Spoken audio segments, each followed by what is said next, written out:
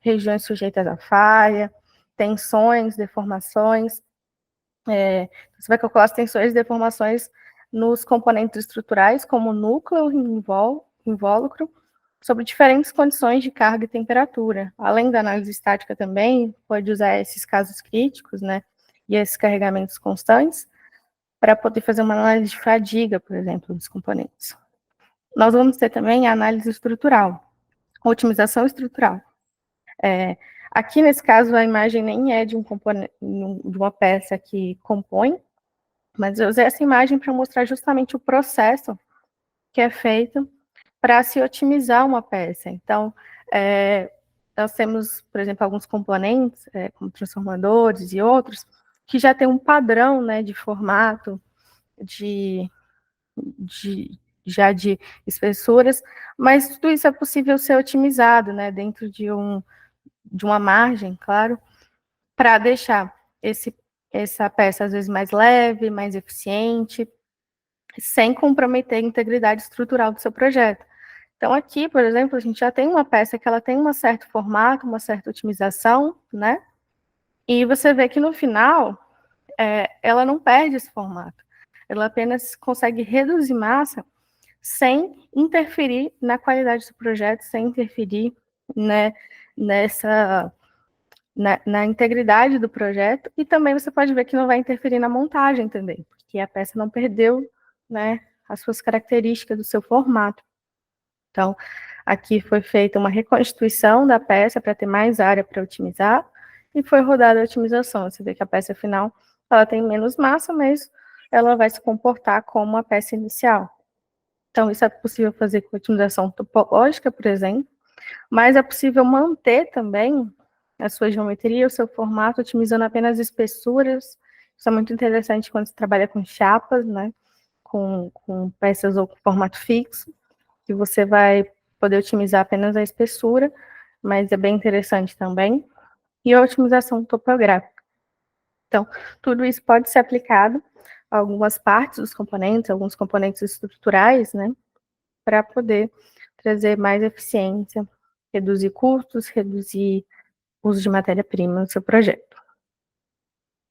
E uma área muito importante, dentro falando de simulações virtuais, análises virtuais na área de transformadores, é a simulação de abalo sísmico, né? Simulação estrutural sísmica, ela é um critério de projeto, inclusive, e é muito importante, principalmente para áreas sujeitas a terremotos, né? Esse tipo de problema. E para isso você vai precisar avaliar, você tem um componente que tem uma massa elevada, geralmente está a uma altura, né, significativa, e você vai precisar analisar como que esse componente vai reagir sobre um abalo, sobre uma vibração, porque são componentes também, são coisas que vão precisar se manter, vão precisar continuar funcionando em casos, né, de terremoto, de algum tipo de situação dessa. São componentes que vão precisar ter confiabilidade que nessas situações eles vão funcionar, eles não vão falhar. Então, é importante fazer essa avaliação.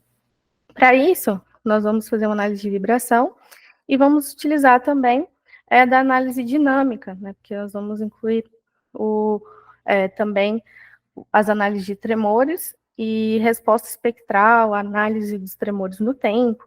Então, nós vamos utilizar dessa análise dinâmica. Nós podemos usar softwares de simulação. Nesse caso, eu vou mostrar para vocês tanto a análise estrutural, que eu mostrei anteriormente, quanto a análise que eu vou mostrar depois, foram feitos no SimSolid, software da Altair. E é possível fazer modelagens avançadas para simulação e para análise de respostas desses equipamentos em cenários de terremotos. Então, é um software relativamente simples, bem simples e bem fácil de usar, e que consegue representar esse tipo de situação e validar esse tipo de produto de uma forma bem rápida. Então, você pode usar essas análises, né, sísmicas, elas são necessárias para cumprir normas específicas, né? Então, o I3000 possui várias normas relacionadas a equipamentos específicos, que trata de subestações de alta tensão e seu desempenho sobre condições sísmicas.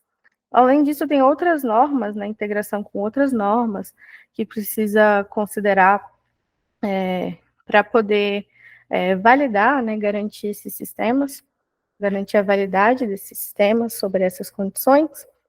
E você pode usar essas simulações para poder fazer a validação com base nessas normas.